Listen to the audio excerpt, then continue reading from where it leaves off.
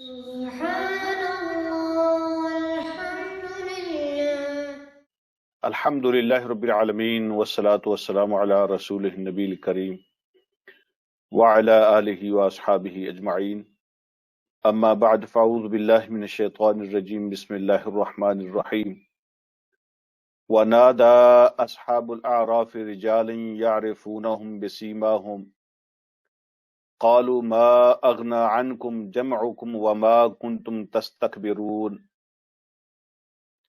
أهؤلاء الذين أقسمتم لا ينالهم الله برحمة ادخلوا الجنة لا خوف عليكم ولا أنتم تحزنون صدق الله مولانا العظيم اللهم صل على سيدنا ومولانا محمد وبارك وسلم عليه صلاة سلاما كثيرا كثيرا۔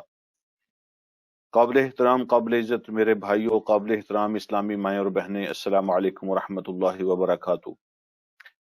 آج کا جو ہمارا سبق ہے سورہ اعراف آیت نمبر 48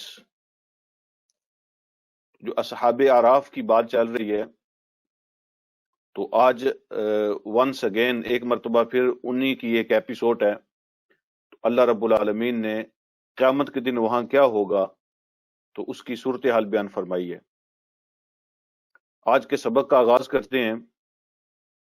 ہم پچھلے سبق میں پڑھ چکے ہیں کہ اعراف کا مطلب یہ ہے کہ جنت اور دوزخ کے درمیان میں ایک اونچی جگہ بنائی جائے گی، اس کے اوپر کچھ لوگ ہوں گے جو جنت کو بھی دیکھ سکتے ہوں گے، دوزخ کو بھی دیکھ سکتے ہوں گے، اور جنت اور دوزخ والے ان کو دیکھ سکتے ہوں گے۔ تو یہ اعراف پہ کچھ لوگ ہوں گے۔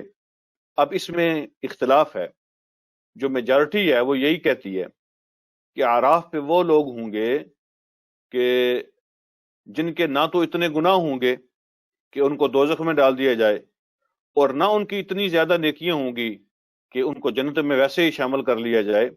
اللہ ان کو انتظار کروائیں گے وہاں پہ، اور وہاں پہ وہ انتظار کر رہے ہوں گے، اور پھر اللہ رب العالمین اپنی خاص رحمت سے، چونکہ ان کے گناہ بھی ایسے نہیں ہیں کہ دوزخ میں ڈال دیے جائیں، تو ان کا انتظار جو ہے نا، یعنی وہ دیکھ رہے ہیں جنت کو لیکن جا نہیں سکتے، تو یہ ان کا انتظار ہی ان کی ایک قسم کی سزا ہو جائے گی۔ تو کچھ ایسا انتظار کروانے کے بعد، کچھ چیزیں ان کو دکھانے کے بعد دائیں اور بائیں سے اللہ ان کو اپنی رحمت سے جنت میں جانے کی اجازت فرما دیں گے۔ یہ ایک اوپینین ہے جو میجارٹی اوپینین ہے۔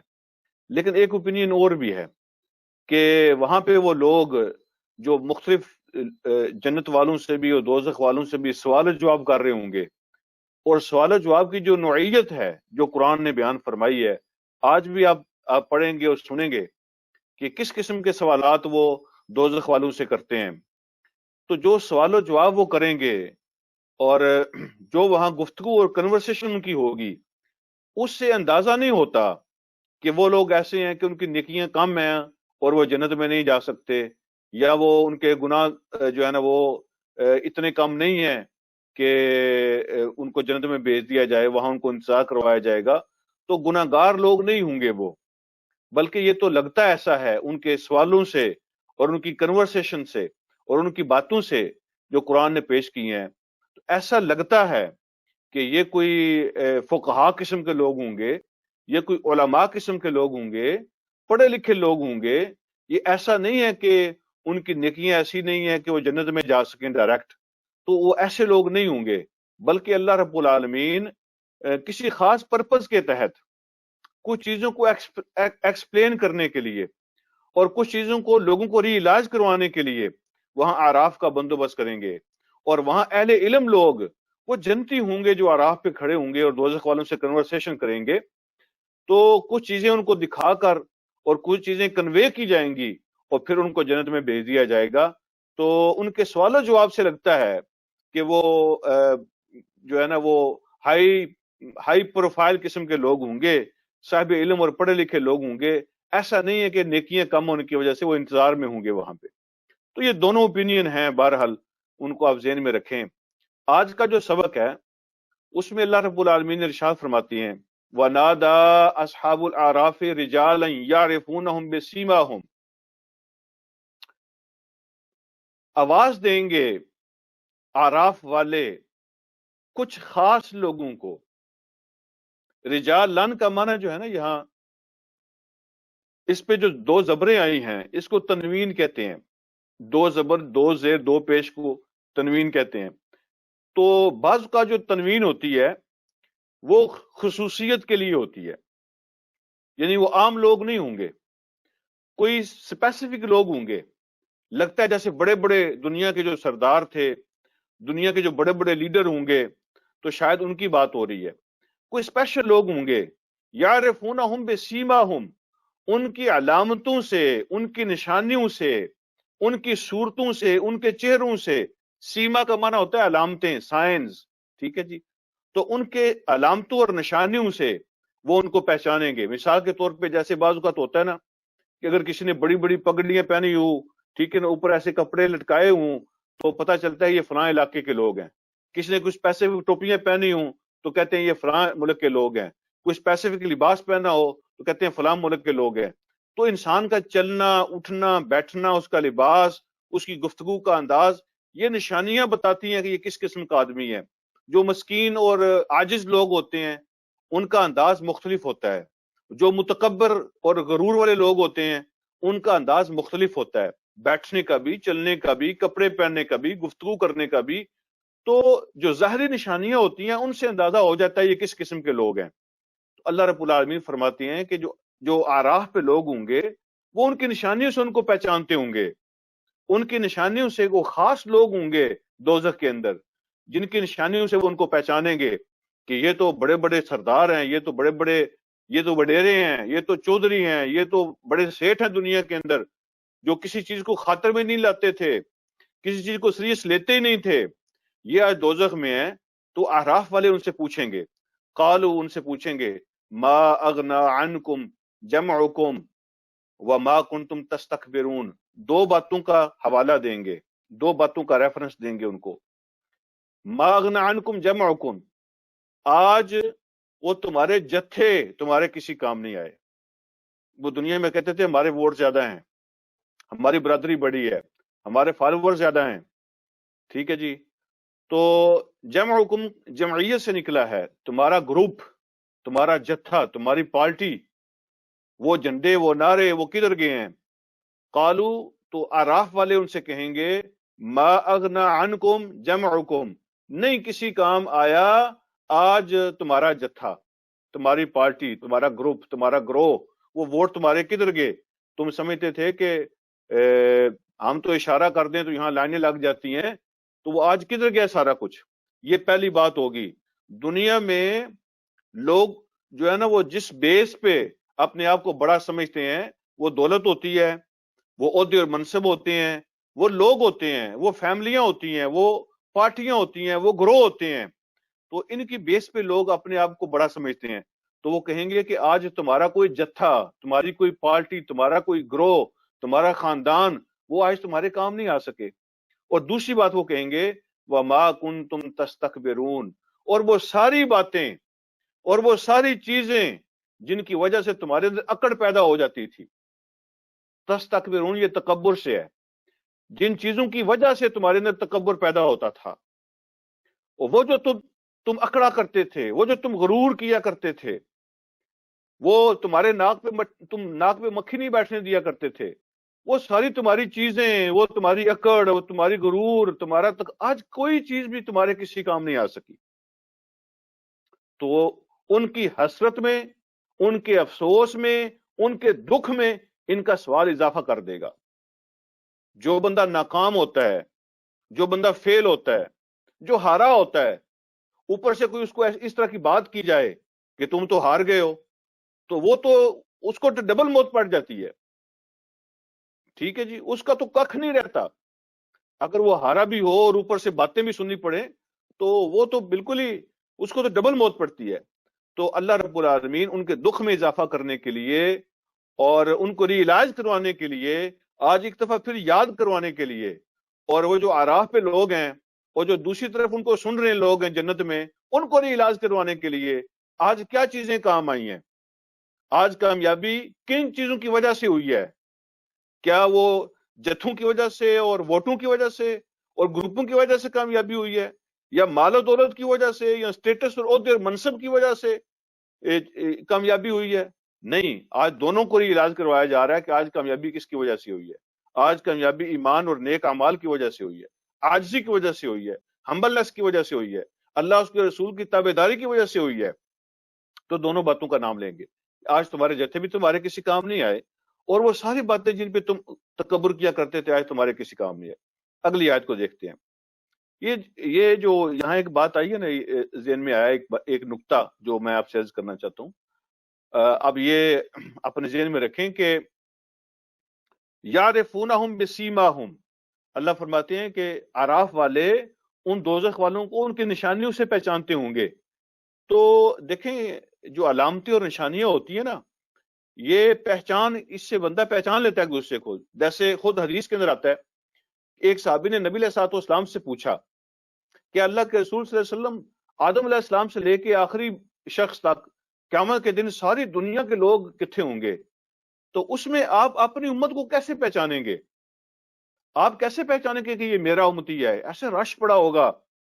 تو حضور علیہ الصلوۃ والسلام نے ارشاد فرمایا، تم مجھے یہ بتاؤ کہ سارے گھوڑے کالے ہوں اور ان میں سے کوئی 5 کلیان گھوڑے ہوں۔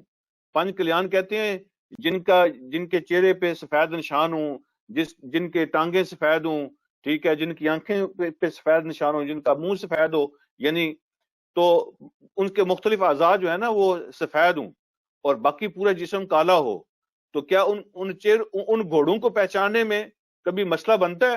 تو عرض کیا کہ نہیں، کالے گھوڑے ہوں اور ان میں سے کچھ جو ہے نا سفید چہرے والے، سفید ٹانگوں والے ہوں تو فوراً بندہ پہچان جاتا ہے۔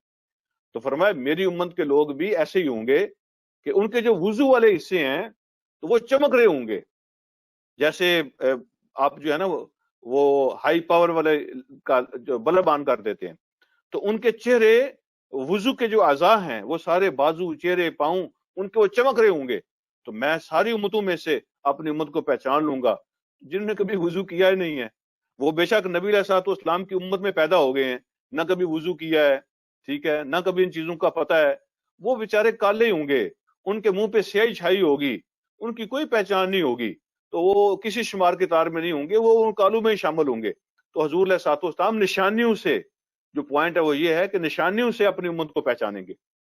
جس طرح اللہ رب العالمین نے ابو لہب کی بیوی کے بارے میں فرمایا ہے، اس کی خاص پہچان ہوگی قیامت کے دن، جو سورہ لہب کے اندر بیان ہوئی ہے، فی جیدہا حبل من مسد، کہ اس کی گردن میں رسی لٹکی ہوگی، جیسے جو ہے نا وہ غلاموں کی گردن میں لٹکی ہوتی ہے، تو کام کرنے والی عورتوں کی گردن میں لٹکی ہوتی ہے، لکڑیاں باندھنے کے لیے رسی لٹکی ہوتی ہے، تو اس کی گردن میں رسی لٹکی ہوگی، اور یہ نشانی اور پہچان ہوگی کہ یہ ابو لہب کی بیوی ہے، ٹھیک ہے نا، یہ اس کی نشانی ہوگی۔ تو وہاں پہ علامات ہوں گی، تو علامات سے لوگوں کو، نشانیوں سے لوگوں کو پہچانا جائے گا، اور اعراف والے بھی کچھ لوگوں کو وہاں پہ نشانیوں سے پہچانیں گے۔ اب جو ہے نا اگلی بات، وہ اور کیا کہیں گے، اہؤلاء الذین اقسمتم لا ینالہم اللہ برحمہ، وہ اعراف والے دوزخ والوں سے پوچھیں گے، ان وڈیروں سے پوچھیں گے، یہ وہی لوگ نہیں ہیں، یہ جو جنت میں آج گئے ہیں یا جا رہے ہیں، کیا یہ وہی لوگ نہیں ہیں جن کے بارے میں تم دنیا میں قسمیں کھایا کرتے تھے اور قسم کھا کے کہا کرتے تھے لا ینالہم اللہ برحمت، اللہ ان کو اپنی رحمت سے نہیں نوازے گا۔ وہ قسمیں کھاتے تھے کہ جس چیز کا نام اللہ کی رحمت ہے، دیکھو اللہ ہم سے راضی ہے، دیکھو ہماری کوٹھیاں، دیکھو ہماری کاریں، دیکھو ہمارے عہدے اور منصب، دیکھو ہماری ٹھاٹ باٹ، ہماری دولت، ہمارے پلاٹ، ہماری زمینیں، ہمارے بنگلے، اور مربع چیک کرو، یہ ہوتی ہے اللہ کی رحمت، اللہ ہم سے راضی ہے۔ اور غریبوں کی طرف اشارہ کر کے تم کہا کرتے تھے، جیسے مکہ کے بڑے بڑے سردار جو ہیں وہ غریب صحابہ کی طرف اشارہ کر کے کہا کرتے تھے یہ ہے اللہ کی رحمت، اس کو تم کہتے ہو اللہ کی رحمت؟ یہ کیسی اللہ کی رحمت ہے جن کے تن پہ پورا کپڑا نہیں ہے، جن کو کھانے کے لیے کچھ نہیں ملتا، جن کو اپنا جسم ڈھانپنے کے لیے کچھ نہیں ملتا، تو ان سے اللہ راضی ہوگا؟ یہ ہے اللہ کے پیارے۔ تو وہ کہتے تھے کہ خدا کی قسم، جیسے دنیا میں ذلیل ہو رہے ہیں تو آخرت میں بھی ذلیل ہوں گے، نعوذ باللہ۔ تو اعراف والے ان سے کہیں گے کہ یہ وہی لوگ نہیں ہیں جن کے بارے میں تم قسمیں کھایا کرتے تھے کہ ان کو اللہ کی رحمت کا کوئی حصہ نہیں ملنے والا، اللہ ان کو کچھ نہیں دے گا اپنی رحمت میں سے۔ تو ان کو کہیں گے کہ سنو اور دیکھو، آج انہی کے بارے میں اعلان ہو رہا ہے، انہی غریبوں کے بارے میں، انہی مسکینوں کے بارے میں، انہی عاجزوں کے بارے میں جن کو تم تانے دیا کرتے تھے، آج انہی کے بارے میں اعلان ہو رہا ہے۔ کیا اعلان ہو رہا ہے؟ ادخلوا الجنہ، چلو داخل ہو جاؤ جنت کے اندر، جنت میں داخل ہو جاؤ۔ آج ان کو تو یہ حکم ہو رہا ہے جنت میں داخل ہو جاؤ، اور صرف یہی نہیں کہا جا رہا جنت میں داخل ہو جاؤ، بلکہ اس کے ساتھ ایک اور بھی اعلان ہو رہا ہے، اور وہ یہ ہے لا خوف علیکم ولا انتم تحزنون، نہ تم پہ کوئی خوف ہوگا اور نہ تم غمگین ہوگے، یعنی خوف اور غم کے بغیر جنت میں تمہارا داخلہ ہوگا۔ کیا مطلب ہوتا ہے خوف اور غم؟ یہ کئی دفعہ اس کی میں وضاحت کر چکا ہوں، جب بھی یہ قرآن میں یہ لفظ آتے ہیں اکٹھے، لا خوف علیکم ولا انتم تحزنون، یعنی خوف اور حزن، تحزنون، یہ دونوں اکٹھے جب بھی آتے ہیں اس میں دو زمانے پائے جاتے ہیں۔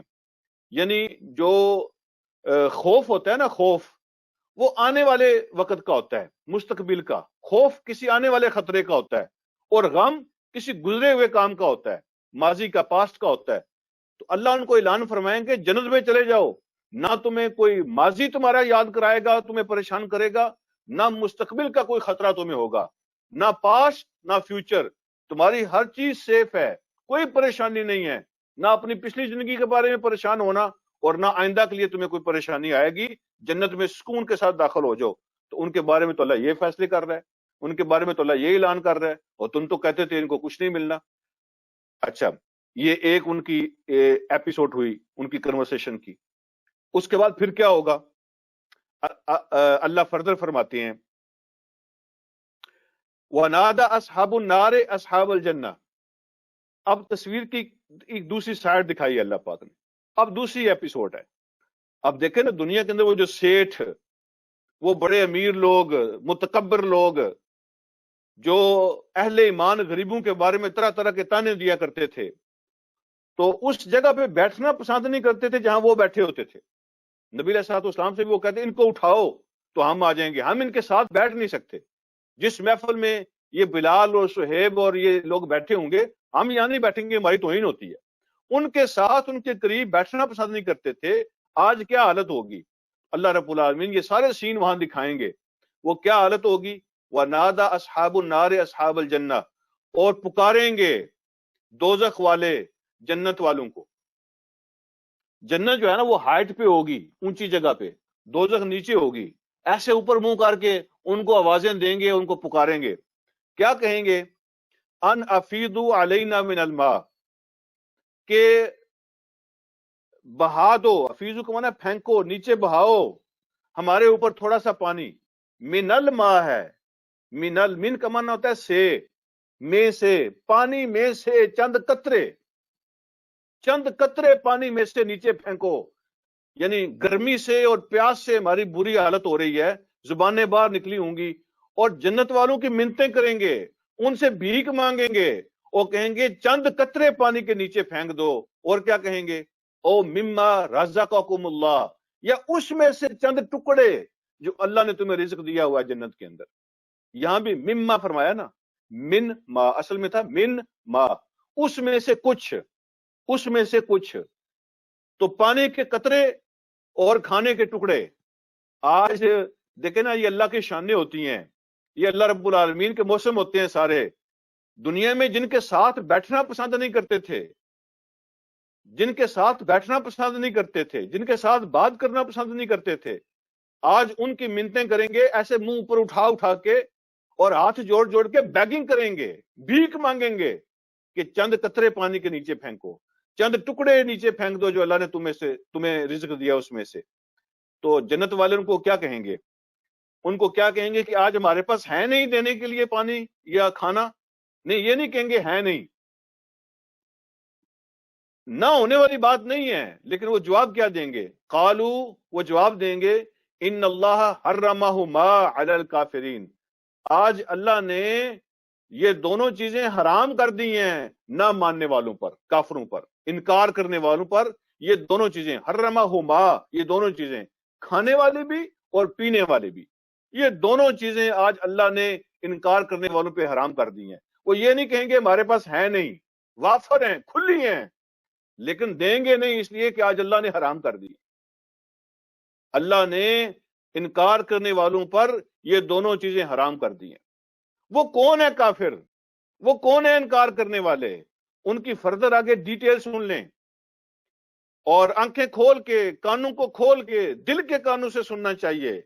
وہ کون لوگ ہیں جن کو اللہ پانی کے قطروں سے اور کھانے کے ٹکڑوں سے بھی محروم کر دیں گے؟ اور اللہ رب العالمین کن کو کافر فرما رہے ہیں؟ وہ کون ہے انکار کرنے والے؟ اللہ فرماتے ہیں الذین اتخذوا دینہم لہوا و لعبا، پانی کے چند قطرے اور روٹی کے چند ٹکڑے۔ ایک ذہن میں حدیث آئی ہے، حضرت عبداللہ ابن عباس رضی اللہ تعالیٰ عنہما اس کو بیان کرتے ہیں۔ دیکھیں نا، دوزخ والوں نے بھی پہلے کیا مانگا؟ پہلے پانی مانگا اور کھانا بعد میں مانگا۔ پانی جو ہے نا بہت قیمتی چیز ہے، اور اس کی بڑی اہمیت ہے، اس کی بڑی قدر ہے۔ بھوکا آدمی بھی پہلے پانی کی کوشش کرتا ہے۔ پانی کی زیادہ اہمیت ہے بندے کی زندگی میں، اور آپ سب جانتے ہیں کہ یعنی جیسے جیسے دنیا آگے بڑھ رہی ہے تو دنیا کی جو بڑی جنگیں ہیں وہ پانی کی وجہ سے ہونی ہے۔ ابھی جو اہم ایشو ہونا ہے دنیا میں وہ پانی ہے، پانی کی بہت اہمیت ہے۔ اور حضرت عبداللہ ابن عباس رضی اللہ تعالیٰ عنہما ارشاد فرماتے ہیں کہ سب سے افضل صدقہ دنیا میں، افضل صدقہ دنیا میں، یعنی جب کوئی چاہے نا کہ میں کسی کو کچھ چیزیں پرووائڈ کروں تو سب سے بہترین چیز، وہ اپنے زمانے کی بات کر رہے تھے، ظاہر مدینہ میں تو پینے کے لیے پانی بھی نہیں ملتا تھا، تو فرماتے ہیں کہ سب سے افضل صدقہ پانی کا بندوبست ہے۔ پانی کا بندوبست یہ سب سے بڑی چیز ہے، پانی کا بندوبست۔ تو جو کوئی گناہ گار ہو نا، وہ توبہ کرنا چاہے اور وہ چاہتا ہے کہ میری توبہ قبول ہو جائے، تو انہوں نے پھر مشورہ دیا کہ اس کو چاہیے کہ توبہ کرنے کے ساتھ ساتھ اللہ سے معافی مانگنے کے ساتھ ساتھ وہ پانی کا صدقہ کرے، نلکے لگوائے، ٹیوب ویل لگوائے، لوگوں کے لیے پانی کا بندوبست کرے۔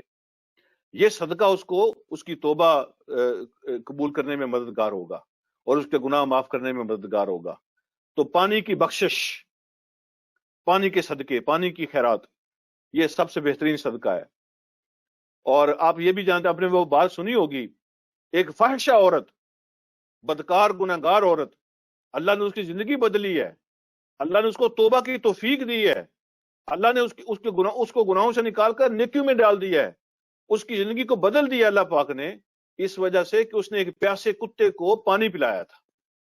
یعنی انسان کی تو بات ہی نہیں ہو رہی، ایک پیاسے جانور کو، پیاسے کتے کو، جو پیاس کی شدت کی وجہ سے گلی مٹی کو جو ہے نا وہ اس پہ زبان پھیر رہا تھا، گلی مٹی پر، لیکن پانی نہیں تھا۔ تو میں تفصیل میں نہیں جاتا، تو وہ فاحشہ عورت نے وہ پانی نکال کر، اپنے دوپٹے کو پھاڑ کر، پانی کنویں سے نکال کر وہ کتے کے لیے اس کا بندوبست کیا، تو اللہ پاک نے اس کی زندگی بدل دی، اس کو گناہوں سے نکال کے اللہ پاک نے نیکیوں کے رستے پہ ڈال دیا۔ اور دوزخ میں جب لوگ پانی مانگیں گے نا تو اللہ ان کو کیا دیں گے پینے کے لیے؟ قرآن پورے میں یہ باتیں موجود ہیں۔ دوزخ میں جب لوگ پیاس کی شدت سے گھبرائیں گے اور زبانیں ان کی باہر آ رہی ہوں گی، اللہ ان کو حمیم دیں گے، حمیم۔ اور حمیم جو ہے نا وہ کھولتا ہوا، ابلتا ہوا پانی ہے۔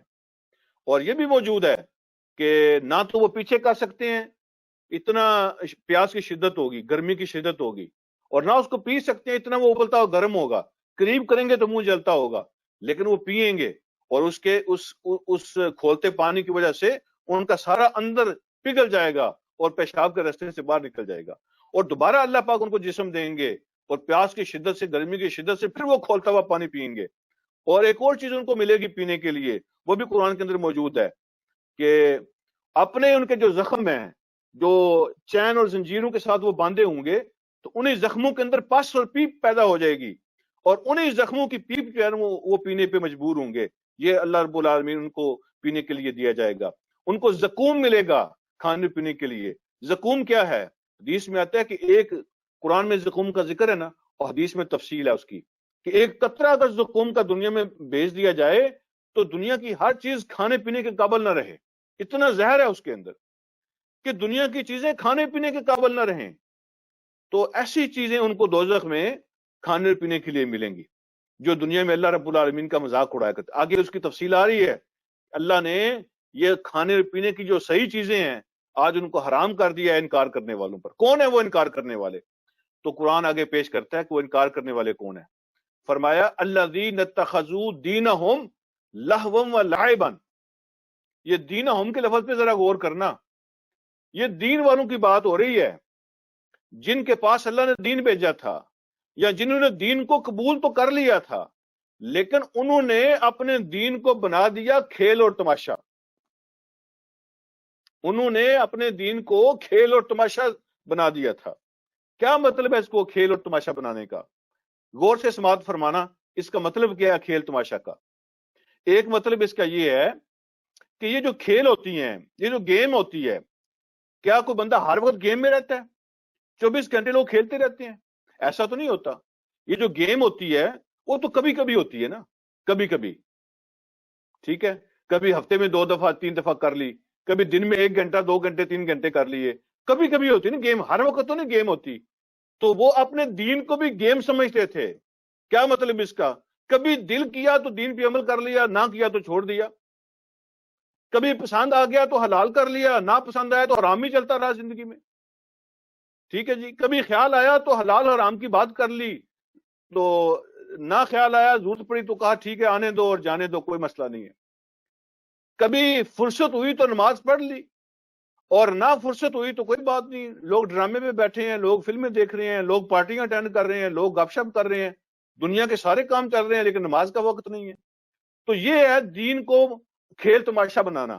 دین کھیل ہے. جیسے کھیل کبھی کبھی ہوتا ہے, وہ دین بھی کبھی کبھی ان کو وہ مان لیتے ہیں. کبھی کسی حکم پہ عمل کر لیا, کبھی کسی کو چھوڑ دیا. وہ پارشلی مسلمان ہیں. وہ حلال حرام کو بھی پارشلی سمجھتے ہیں, وہ فرض چیزوں کو بھی پارشلی سمجھتے ہیں. جیسے گیم لوگ کبھی کبھی کرتے ہیں, یہ اپنے دین پر عمل کبھی کبھی کر لیتے ہیں جب موج آ جاتی ہے, مستی آ جاتی. ایک مطلب اس کا یہ ہے. دوسرا مطلب اس کا یہ ہے کہ جیسے گیم ہوتی ہے نا, گیم لوگ انجوائمنٹ کے لیے کرتے ہیں, انجوائمنٹ کے لیے.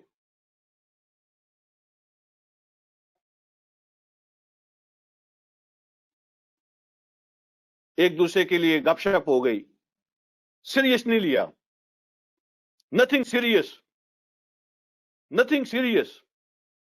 تو دین کے بارے میں وہی سمجھتے تھے کہ دین کے اندر نتھنگ سیریس, اتنا اس کو سنجیدہ لینے کی ضرورت نہیں ہے. گیم تو گیم ہی ہوتی ہے, جیسے لوگ عام طور پہ کہتے ہیں گیم تو گیم ہی ہوتی ہے نا, کھیل تو کھیل ہوتا ہے, اس کو اتنا سنجیدہ نہیں لینا چاہیے, یہ تو انجوائمنٹ کے لیے ہوتا ہے. تو کھیل تو کھیل ہے نا, اس کو انجوائے کرنا چاہیے, اس پہ ناراضگی غصے والی بات کوئی نہیں ہے. تو کھیل ہوتا ہے, تو اس لیے نتھنگ سیریس.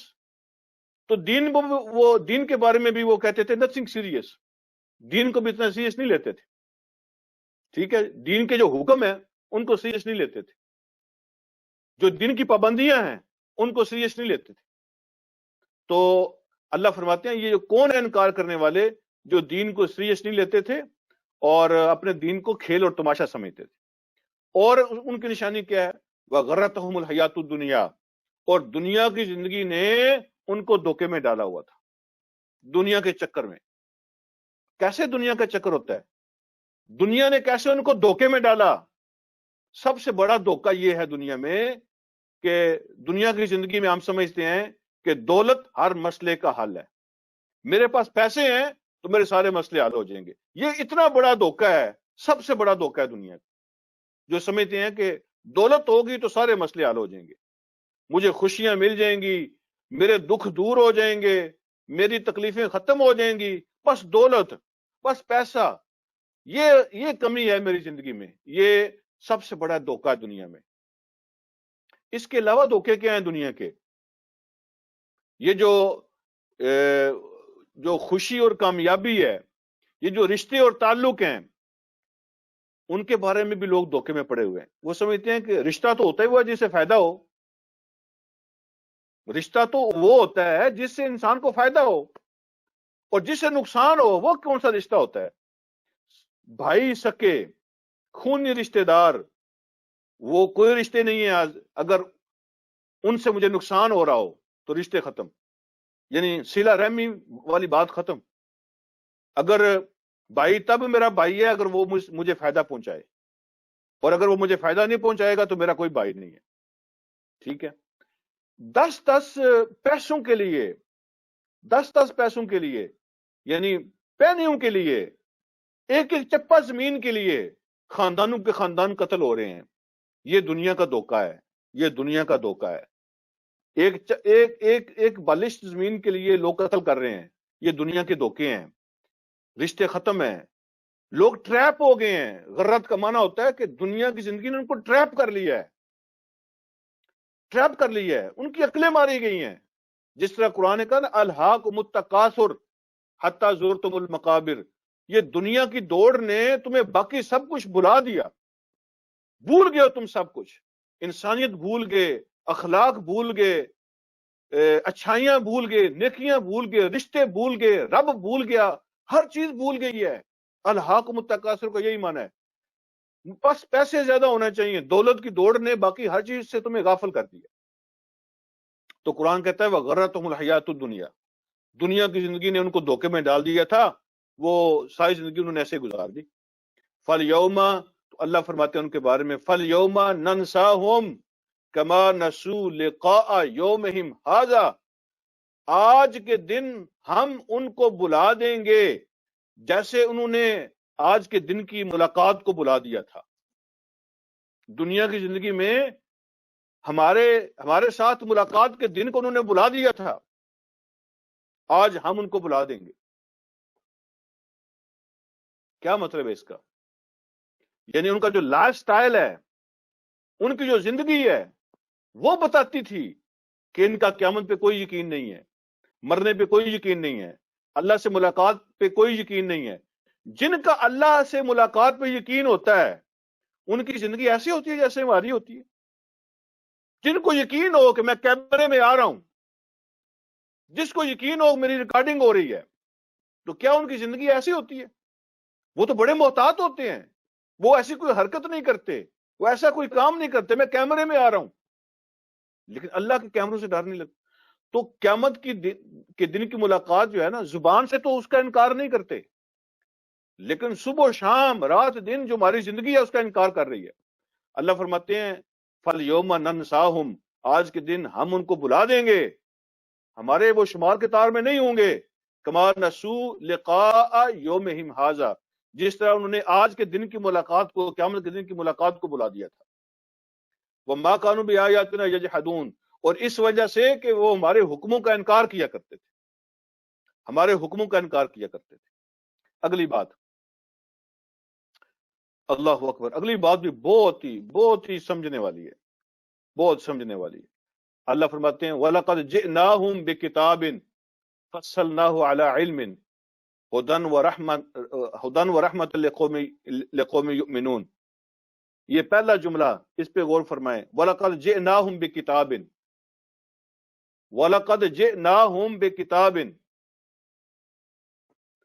کاش آپ عربی کو سمجھتے ہوتے. جو لوگ عربی کو جانتے ہیں تو وہ اس جملے کو بار بار پڑھیں.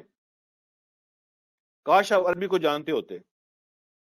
وَلَقَدْ جِئْنَاهُمْ، جئنا کا معنی ہوتا ہے ہم آئے ہیں. وَلَقَدْ جِئْنَا، ہم آئے ہیں، ہم ان کے پاس. اللہ اکبر. وَلَقَدْ جِئْنَاهُمْ بِكِتَابٍ، ہم آئے ہیں ان کے پاس کتاب لے کر.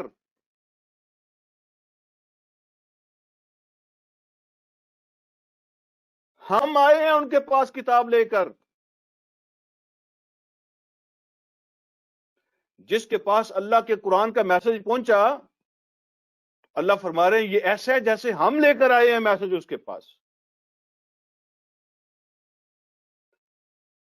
اگر کوئی پولیس کا آفیسر، کوئی منسٹر، کوئی وزیر، کوئی صدر، کوئی پرائم منسٹر اگر کسی کے گھر آ جائے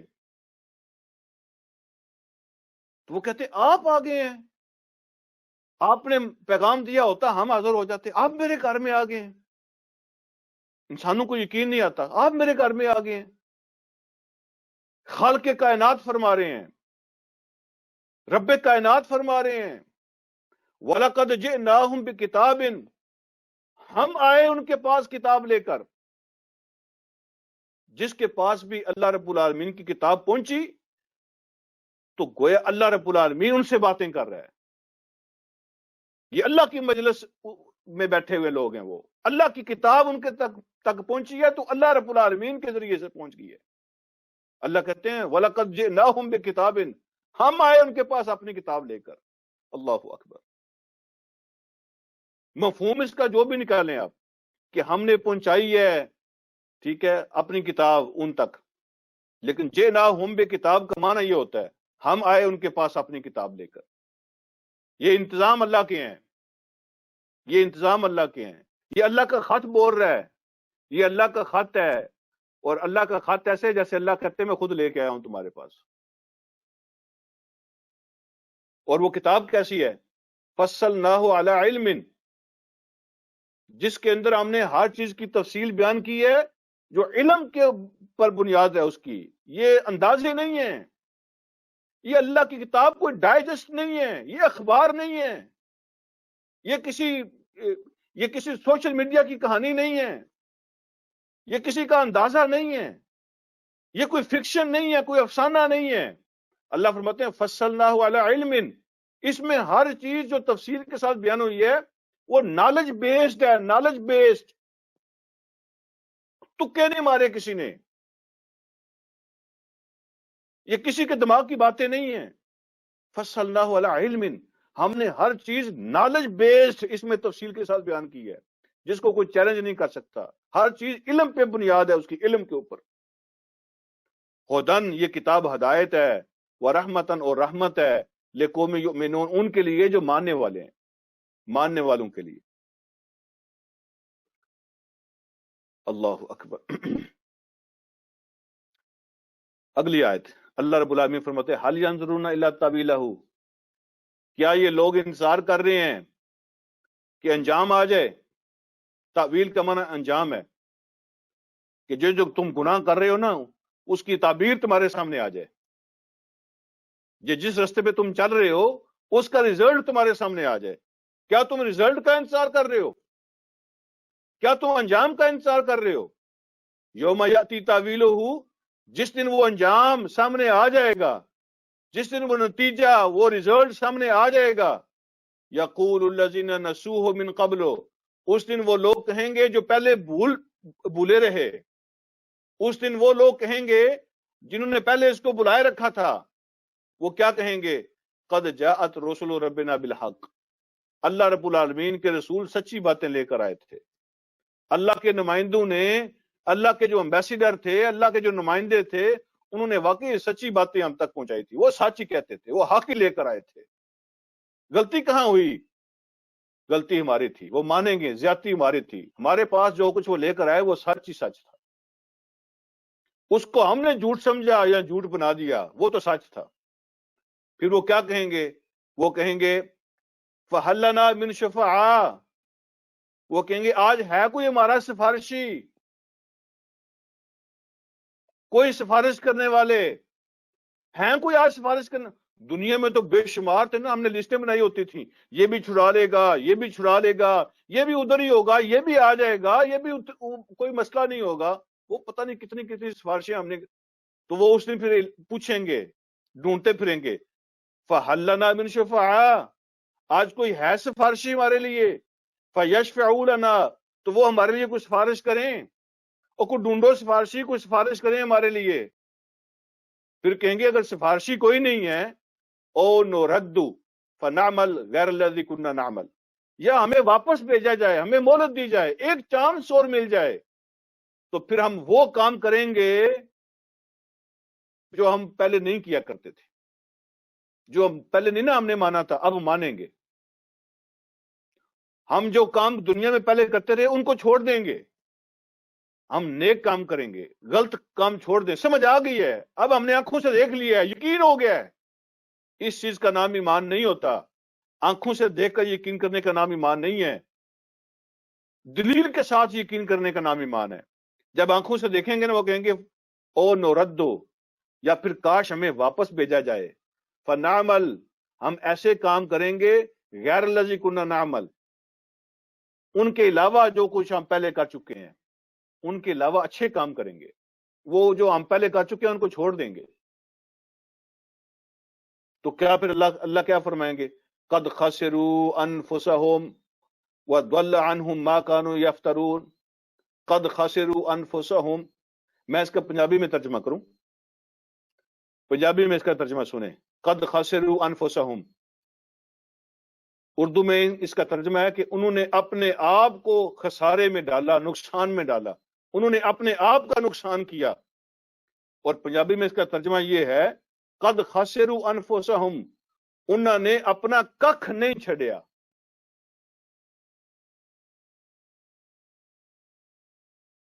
انہوں نے اپنا ککھ نہیں چھڑیا۔ قد خسروا انفسهم، انہوں نے اپنا کچھ نہیں چھوڑا۔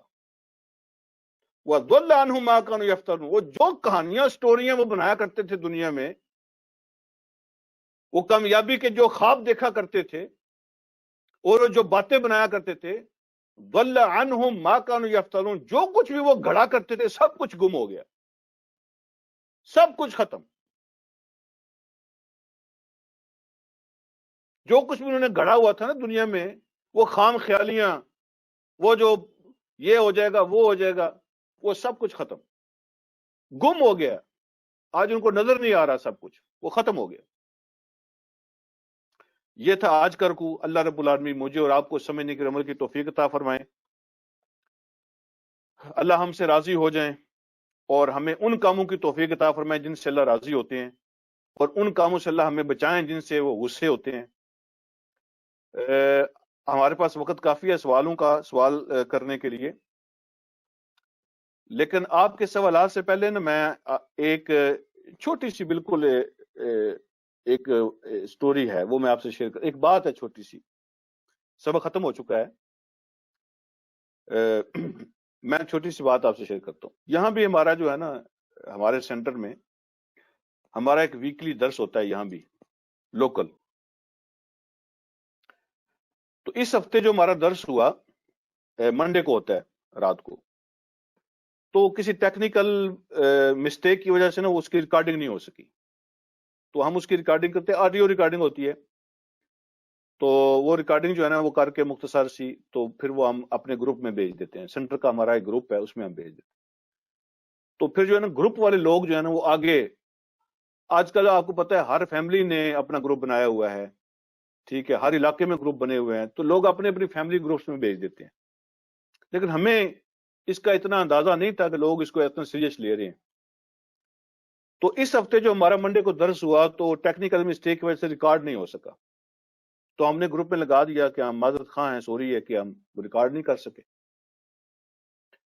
تو اگلے دن ایک دوست کا فون آ گیا، تو وہ کہتے ہیں کہ میرے ایک بھائی ہیں جو فلاں فلاں جگہ میں فلاں فلاں شہر میں رہتے ہیں، تو صبح ان کا فون آیا کہ رات کا آپ کا درس نہیں آیا۔ کہتے میں بھیج دیتا ہوں اپنی فیملی کو، تو انہوں نے مجھے فون کیا کہ رات والا درس نہیں آیا، تو میں نے ان کو بتایا کہ وہ ریکارڈ نہیں ہو سکا۔ کہتے انہوں نے بڑا افسوس کیا، بڑے دکھ کا اظہار کیا، انہوں نے کہا میرا یہ درمیان میں جو رکوع رہ جائے گا یہ گیپ ہو جائے گا، میں تو بڑی ترتیب کے ساتھ بڑا سمجھ رہا ہوں اس کو، تو یہ تو درمیان میں گیپ آ جائے گا، اور پھر میں جن لوگوں کو بھیجتا ہوں میں ان کو کیسے بھیجوں گا؟ تو سچی بات یہ کہ یہ ان کی ہلکی سی توجہ تھی، لیکن مجھے اسے رونا آ گیا کہ ہم جس چیز کو شاید اتنا سیریس بھی نہیں لے رہے، لیکن لوگ اس کو کتنا سیریس لے رہے ہیں، اور یہ اللہ کے فضل سے کہاں کہاں پہنچتا ہے اور کہاں کہاں جا رہا ہے ہمیں پتہ بھی نہیں ہے، اور لوگ اس کو کتنا سیریس لے رہے ہیں ہمیں اندازہ نہیں ہے، اور ہم اللہ کا شکریہ ادا کرتے ہیں۔ اللہ کا شکر ہے کہ اللہ تعالیٰ نے، دیکھیں نا، اگر آپ نہ ہوں تو یہ درس نہ ہو، اور اگر یہ نہ ہو تو اس کی ریکارڈنگ نہ ہو، اور اگر اس کی ریکارڈنگ نہ ہو تو مختلف لوگوں کو نہ پہنچے، آپ بھی آگے شیئر کرتے ہوں گے۔ آپ کے آنے سے یہ درس ہوا ہے اور اس کی پھر ریکارڈنگ ہوئی ہے، وہ سارا سلسلہ ہوا ہے۔ تو اس جو صدقہ جاریہ ہے اس میں ہر وہ بندہ شامل ہے جو آج کی مجلس میں موجود ہے، یہاں پہ جو بیٹھا ہے، جس کی وجہ سے درس ہو رہا ہے، جو لوگ ریکارڈنگ کر رہے ہیں، جو اس کا انتظام کرتے ہیں، جو میسج کہاں کہاں جاتا ہے ہمیں اندازہ بھی نہیں ہے، اور لوگ کیسے دلچسپی لیتے ہیں، اسے فائدہ اٹھاتے ہیں، ہمیں اندازہ نہیں ہے۔ تو میں نے پھر ان سے وعدہ کیا کہ میں انشاءاللہ ویکینڈ پہ دوبارہ بیٹھ کر اس کے جو موٹے موٹے پوائنٹس ہیں سارے ان کو دوبارہ ریکارڈ کر کے تو میں انشاءاللہ آپ کو بھیجوں گا، تاکہ آپ کا درمیان میں جو گیپ ہے وہ مس نہ ہو۔ تو میں آپ کو دوبارہ ریکارڈ کر کے بھیجوں گا۔ تو میں اس کی اہمیت کا جو ہے نا وہ میں آپ سے شیئر کرنا چاہتا تھا کہ ڈونٹ ٹیک اٹ ایزی۔ یہ مجلس جو ہے نا یہ بہت اہم مجلس ہے، اور آپ کو اندازہ نہیں ہے کہ آپ کی زندگی میں اس مجلس کی کتنی اہمیت ہے، اور یہ کتنے صدقہ جاریہ آپ کے لیے بن رہی ہے۔ آپ کے ہونے سے مجلس ہوتی ہے، اس لیے ایک تو اس میں غیر حاضر نہ ہوا کریں، دوسرا اس میں لوگوں کو شامل کیا کریں، اور اللہ رب العالمین آپ کا صدقہ جاریہ اس کو پتہ نہیں کہاں تک چلائے گا۔ اللہ قبول فرمائے ہم سب کی طرف سے، اخلاص فرمائے۔